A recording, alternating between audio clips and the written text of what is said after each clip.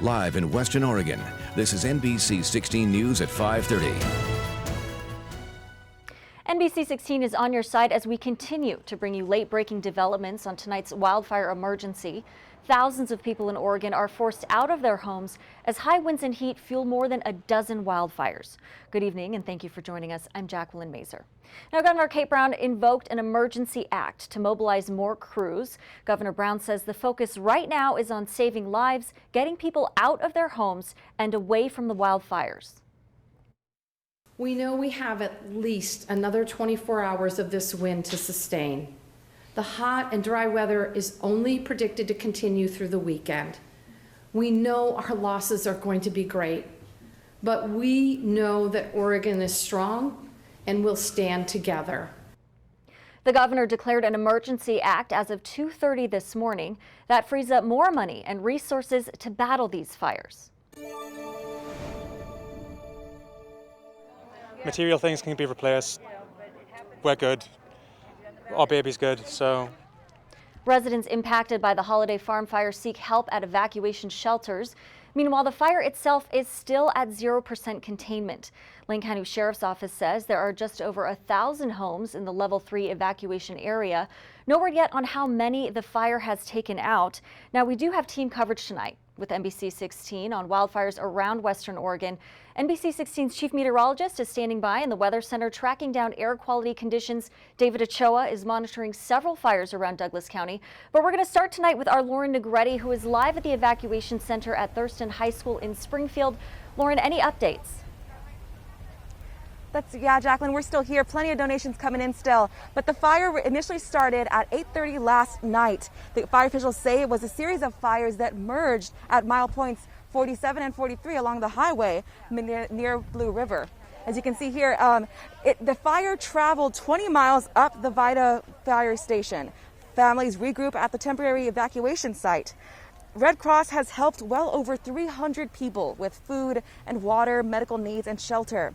Earlier, I spoke with a Walterville woman with family in Leeburg and Blue River who described the scene. We left our house at a level 3 this morning at about 9:15, and we've been up through the night as we were waiting and watching to see what was happening. Very, very smoky, much like this, but denser, large ash. She wasn't sure if her home was damaged when we spoke, but they're trying to stay positive. Lane County officials said this morning they believe at least 80 houses have been destroyed along the Blue River. Fire officials say the cause of the fire is still under investigation and it's at 0% containment. Weather will still be an issue with east winds continuing, and there's a potential for continued rapid fire growth. People are urged to follow the evacuation notices and check the county's website for more updates. Jacqueline. All right, Lauren, thanks for that update tonight. We appreciate it. Now, multiple areas are still under evacuation orders tonight. There's a level 3 go now notice for everyone from Walterville Elementary east to the McKenzie River Station.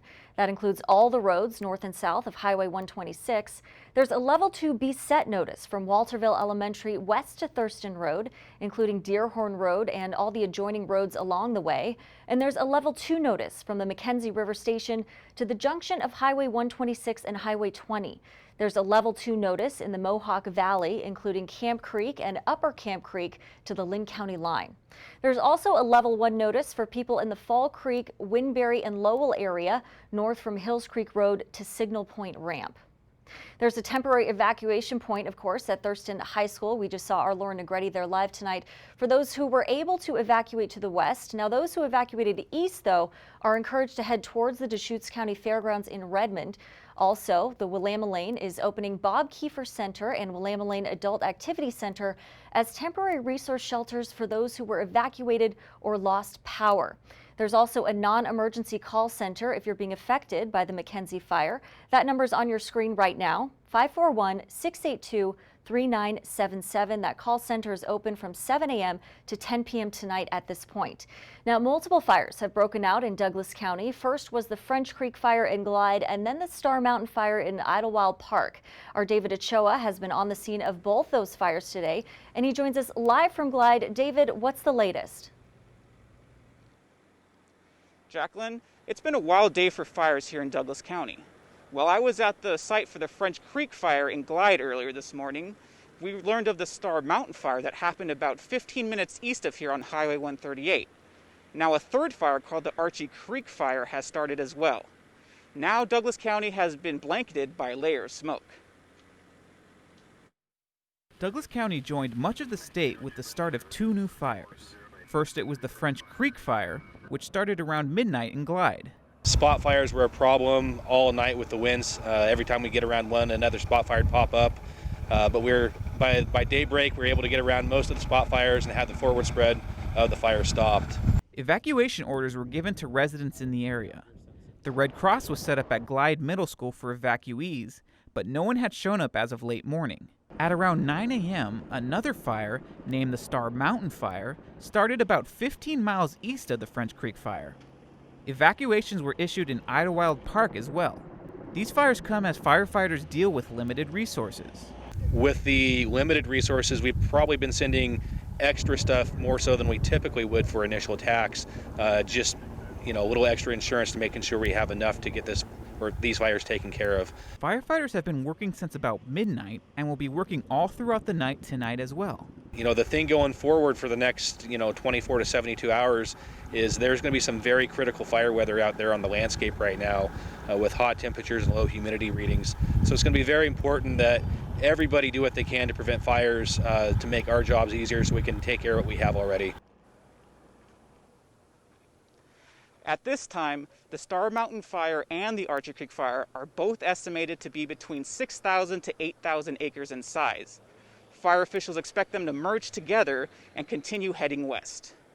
Reporting in Douglas County, I'm David Ochoa. Back to you at the studio. All right, thank you so much, David. Hopefully the merging of those two fires doesn't actually make things worse. Moving on, though, the Douglas County Sheriff's Office says all of Douglas County is under a Level 1 Be Ready notice right now. A Level 3 Go Now evacuation notice is in place for all homes on Moore Hill Lane and for the Bogus Creek Campground in the Umpqua National Forest. Those include Single Tree Lane, Rivershore Drive, and North Bank Road and the East North Bank Bridge. There are also Level 2 Be Set notices in place for all residents along French Creek Road. That includes homes in North Bank Road and all road systems in between them. Right, we are turning now to our chief meteorologist, Josh Kozart, with more. Josh, we've been experiencing hazy conditions here. It seems like up and down the Eugene-Springfield area. What's in sight as we push forward? Well, and even the Umpqua Valley got in on a bit of that smoke and haze that we saw today, and that's all due to those wildfires that are burning over the Cascades currently, with the east winds pushing all that smoke and haze to the west. This is our GO-17 satellite up in space, giving us this imagery from first sunrise as it almost looks like Mars across much of the state, with the sun being eclipsed with that smoke and haze. That's where our air quality remains at very unhealthy levels through the entirety of the Willamette Valley, and even hazardous conditions at points in time. Umpqua Valley, Roseburg with the unsafe for sensitive groups. National Weather Service still having that air quality issued for all of the I-5 corridor, the coast, and the Cascades as those winds continue to blow out of the east into the double digits. 23 miles an hour, sustained winds. We could see gusts, especially over the Cascades, go closer to 50 miles an hour. That is bad news, especially when we look at our relative humidity values. That's how much air is actually trapped in, or I should say water trapped in the air, and that is next to none with those numbers. That's why our fire weather outlook still remains at critical regions in those purple regions and in the red, including the Eugene, Lane County, Douglas area at critical fire threat for the rest of today. We'll discuss when the smoke and haze will eventually move out of our area coming up in my full forecast. All right, Josh, thank you so much. Now, while the high winds are pushing those wildfires and smoke, they also cause damage in the Willamette Valley. NBC 16's Olivia Young has the story. As strong winds toppled trees across Eugene, urban forestry crews worked through Monday night and Tuesday to clear things up. Well, we have trees blocking roadways, we have trees on houses, we have some trees that just have limbs that are dangling, and so we really ask the public to be very cautious around trees right now. Some residents found fallen trees had narrowly missed their homes or cars. Others weren't as lucky. Angelique Jones heard a loud crash outside her Stadium Park apartment during the night, then looked out to find a tree crushing her car. I was in the living room and I looked down and I was like, oh, that's me. The alarm was going off and stuff, and so I don't know. I just ran out. Many in Angelique's position say all you can do is laugh. That's the reaction Gregory Butler had after learning a tree fell on a building he manages, causing substantial damage. Any idea how extensive the damage is going to be? The owners of the building asked the same thing. I said a lot. I don't know. Yeah, I have no idea where to even begin with cost on this. Shadwick says trees that have fallen on houses or into the road will be addressed first. Crews start by removing the tree and setting it safely out of the way. Shadwick says with so many fallen trees, clearing things out may take time. They will be leaving those trees and limbs in the right-of-way areas for right now, and then they will come back to pick up that debris in the coming days. This way they can just keep responding to tree failures after tree failures. Butler says he's prepared to deal with the debris for a few days. He says the building was empty at the time and he's just glad no one was hurt. I love Oregon. Smiles there, I like it. And we all love Oregon. That's why local parks aren't taking any chances with the extreme fire danger. Lane County Parks closed Mount Pisgah this afternoon. In Eugene, the Ridgeline Park System and Skinner Butte Summit is closed through Thursday morning. Hendricks Park, which is considered part of the Ridgeline Park System, is also closed. All state parks and boat ramps on Fall Creek Reservoir, including Wineberry Day Use Area, North Shore Day Use Area, and Cascara Campground, are closed until further notice. Also closed, the Elliott State Forest and South Slough Reserve. The fires causing road closures across Oregon. We're asking you to check TripCheck before you go on any trips to make sure, of course, your route is open and the roadway is safe. Right now, Highway 126 remains closed between Cedar Flat, just outside Thurston, and the Highway 20 junction. Highway 20 is closed between that same junction west to Sweet Home, as is Highway 22 near the junction and up to Staten. Highway 138 in Douglas County is closed from Glide to east of Steamboat.